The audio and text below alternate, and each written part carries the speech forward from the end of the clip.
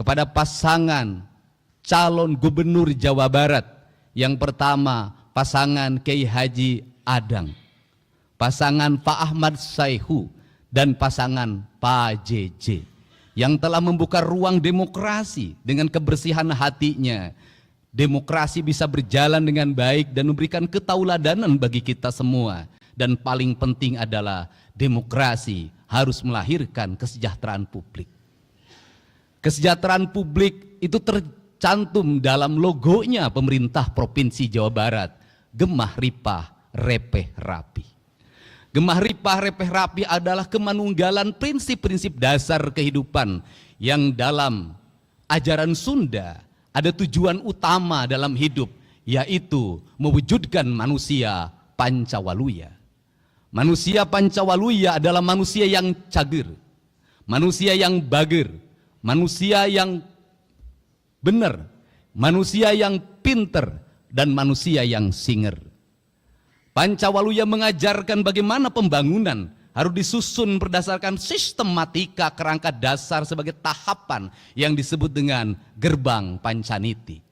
Dalam tahapan itu yang pertama adalah manusia cager, artinya bahwa kesehatan warga adalah fondamen utama dalam kehidupan kita. Maka pembangunan harus mengarah pada upaya membangun kesehatan. Maka kesehatan memiliki dua variabel. Yang pertama adalah pencegahan, yang kedua adalah pengobatan. Kerangka berpikir kita hari ini teracuni oleh kerangka berpikir materialisme, di mana kesehatan selalu dipahami dengan obat-obatan. Kesehatan selalu dipahami dengan alat kesehatan. Kesehatan selalu dipahami dengan rumah sakit. Kesehatan selalu dipahami dengan dokter yang memberikan resep, dokter yang mengoperasi. Seluruh kerangka itu, kalau terus-terusan itu menjadi tujuan utama dalam pembangunan, sampai dunia ini berakhir, kesehatan tidak akan pernah selesai. Kenapa? Kesehatannya bukan berbasis membangun manusia yang sehat, tetapi berbasis proyek kesehatan, berbasis bisnis kesehatan. Kalau kesehatan sudah menjadi proyek kesehatan dan bisnis kesehatan, maka Pancasila yang kita agung-agungkan sudah terdegradasi dalam materialisme, di mana manusia boleh mengeksploitasi orang lain demi kapitalisasi yang dimilikinya, di mana manusia boleh memiskinkan orang lain demi perusahaannya mendapat keuntungan. Kalau kita konsisten pada konsep Pancasila, kalau pada konsep silih asa, silih asi, silih asuh, maka kesehatan bukan hanya pengobatan, tapi kesehatan membangun manusia yang sehat, dimulai dari pola hidup yang sehat. Maka pola hidup yang sehat harus dimulai dari mana? Negara harus berkomitmen untuk menciptakan iklim yang sehat, membangun tata ruang yang baik, menjaga mata air, menjaga aliran air, menjaga sanitasi lingkungan, menjaga udaranya, menjaga seluruh alam semestanya dengan konsep papat kalima pancer, dengan konsep tritangtu di buana yang sering saya sampaikan dalam debat-debat terbuka. Karena itulah yang diajarkan oleh leluhur kita, sehingga ketika saya mengatakan bahwa pembangunan di Jawa Barat itu harus kembali pada pembangunan yang berdasarkan asas-asas ajaran leluhur, sesungguhnya bukan klinik, sesungguhnya bukan mistik, tetapi sesungguhnya sebuah pengetahuan metafisika, sebuah pengetahuan tentang alam raya, tentang manusia membangun hubungan dengan alam dan seluruh semestanya, yang disebut dengan kemanunggalan. Itulah konsep asasi tentang jati diri bangsa yang sebenarnya.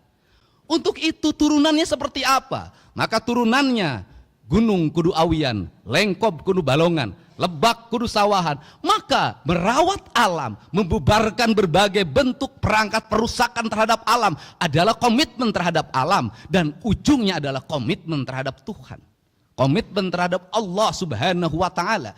Bagi saya tidak berarti penyembahannya pada Allah kalau tangannya mengeruk kekayaan alam, menghancurkan ekosistem, menghancurkan ekologi, membuat kerusakan bagi orang lain, melahirkan penderitaan bagi orang lain. Bagi saya bertuhannya adalah bertuhan kebohongan. Karena itu komitmennya harus bersama. Maka dalam komitmen bersama itu tadi ditandatangani, saya menyebutnya itu disebut dengan gerakan manunggal. Hanya manusia yang manunggal lah dia akan sehat. Hanya manusia yang manunggala, dia akan sejahtera. Dan hanya manusia manunggala, dia adalah manusia yang menyatu dengan seluruh alamnya. Dan kelak ketika dia meninggal, dia akan kembali pada kesucian dirinya, kembali pada Allah sang pemilik dan maha suci dalam hidupnya. Perspektif itulah yang harus dibangun dalam kerangka berpikir ideologi pembangunan. Untuk itu, dari sekarang saya minta seluruh konsepsi pembangunan di Jawa Barat harus berdasarkan asas kesehatan.